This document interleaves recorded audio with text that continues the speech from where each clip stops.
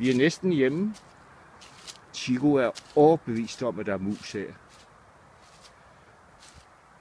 Men næppe. Se, hvor han stepper. Så, over på den anden side. Hvor skal du hen, Chico?